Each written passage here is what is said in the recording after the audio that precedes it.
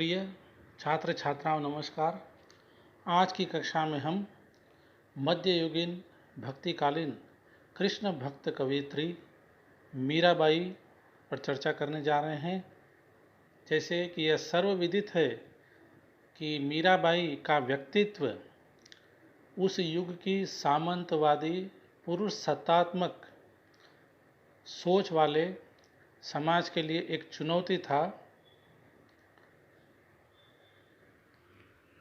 अपने व्यक्तित्व से एक प्रकार की पुरुषवादी सत्ता को या सत्ता के समक्ष चुनौती बनकर उभरी। मीराबाई का जन्म 7 जुलाई 1498 ईस्वी में राजस्थान के जोधपुर जिले में मेड़ता के कुड़की नामक गांव में राव दुदाजी के चौथे पुत्र रतन सिंह के घर हुआ था। उनकी माता का नाम वीर कुमारी था। मीरा का विवाह राणा संग्राम सिंह के पुत्र जो सिसोदिया वंश के थे, मेवाड़ राजघराने में भोजराज से हुआ था सन 1516 में। और अल्प समय में ही अर्थात 1521 ईस्वी में ही उनके पति कुंवर भोजराज की जो है मृत्यु हो गई थी। पति की मृत्यु के बाद जैसे राजपूताने में यह परंपरा थी कि पत्नी जो है राज परिवारों में पति के साथ सती हो जाया करती थी, और सभी ने मीरा को पति के साथ सती होने के लिए विवश भी किया था, पर मीरा ने इसका विरोध किया क्योंकि वे पहले से ही भगवान कृष्ण को अर्थात गिरधर को अपना पति मानती थी। और पति की मृत्यु के बाद, पति के परलोकवास के बाद वे और भी ज़्यादा कृष्ण भक्ति में डूब गई थी। उनकी कृष्ण भक्ति और भी ज़्यादा बढ़ गई थी। वे अब डंके की चोट पर साधु संतों की संगति में हरि कीर्तन करते हुए अपना समय व्यतीत करने लगी। वे मंदिरों में जाकर कृष्ण भक्तों के सामने भगवान कृष्ण की श्री मूर्ति के आगे नृत्य करती थी। एक राज परिवार की बहू को, जो उस समय का सबसे कुलीन राजघराना था, सबसे शक्तिशाली राज परिवार था, उस परिवार की बहू का आम लोगों के बीच में इस तरह नाचना, गाना गाना, भक्ति करना राज परिवार को पसंद नहीं आया। उन्होंने मीराबाई को त्रासनाएं दी, उन्हें जान से मारने का प्रयास भी किया, पर वे सफल नहीं हो सके।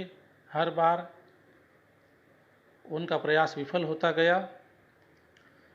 तो अपने परिवार की इन त्रासनाओं से, इस त्रास से तंग आकर, इन पीड़ाओं से तंग आकर वे वहाँ से वृंदावन चली गई। वृंदावन में कुछ समय बिताने के पश्चात वे वहाँ से द्वारका चली गई, जहाँ पर उनकी मृत्यु सन 1546 में हुई। और एक किंवदंती है, ऐसा कहा जाता है कि वे सशरीर भगवान कृष्ण की मूर्ति में समा गई थी। यह एक किंवदंती है जो राजस्थान के लोगों में प्रचलित है। मीराबाई ने 4 ग्रंथों की रचना की थी: नरसी का मायरा, गीत गोविंद की टीका, राग गोविंद, राग सोरठा के पद।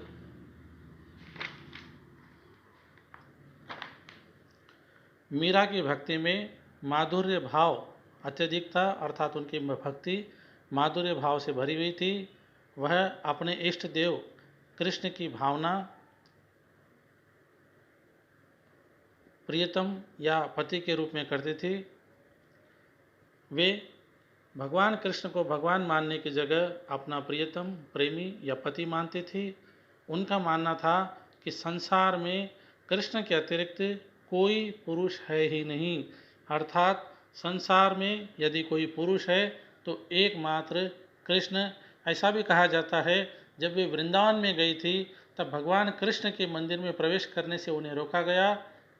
और यह तर्क दिया गया कि भगवान कृष्ण की सेवा में जो पुरुष लगा है वह जो है किसी भी स्त्री के दर्शन नहीं करना चाहता, वह किसी भी स्त्री को देखना नहीं चाहता, अतः उन्हें मंदिर में प्रवेश नहीं दिया जाएगा। तब कृष्ण ने यह बात कही कि मुझे तो संसार में भगवान श्री कृष्ण के अतिरिक्त कोई भी पुरुष दिखाई नहीं देता। यह बात पता चलते ही उस मंदिर का जो पुजारी था उसका जो है गर्व टूट गया और उसने जो है मीरा को मंदिर में प्रवेश दिया। इसके बाद वे यहाँ से जो है वृंदावन चली जाती है और कृष्ण के रूप माधुर्य की प्रशंसा करते हुए कहती है, जिसकी वह दीवानी थी, बसो मेरे नयनन में नंदलाल, बसो मेरे नयनन में नंदलाल, मोहनी मूरत सांवरी सूरत नयना बने विशाल, मोहनी मूरत सांवरी सूरत नयना बने विशाल, अधर सुधारस मुरली बाजत। कहीं कहीं पर बाजत की जगह राजत शब्द भी मिलता है। अधर सुधारस मुरली बाजत उर वैजंती माल, शूद्र घटिका कटितट शोभित नुपुर शब्द रसाल, मीरा प्रभु संतन सुखदाई भक्त बछल गोपाल।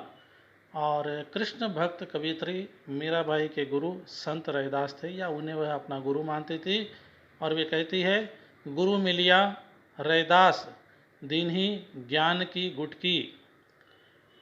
मीराबाई ने जिन पदों की रचना की है उनमें अत्यधिक राजस्थानी मिश्रित भाषा में है। इसके अतिरिक्त उन्होंने कुछ विशुद्ध साहित्यिक ब्रज भाषा में भी रचे हैं। मीरा के वीर गीतों में समकालीन कवियों की अपेक्षा अत्यधिक स्वाभाविकता पाई जाती है। उनकी रचनाएं अत्यधिक भावपूर्ण थी और वे कहती है, घायल की गति घायल ही जाने, अर्थात जिसको पीड़ा होती है वही उस दर्द को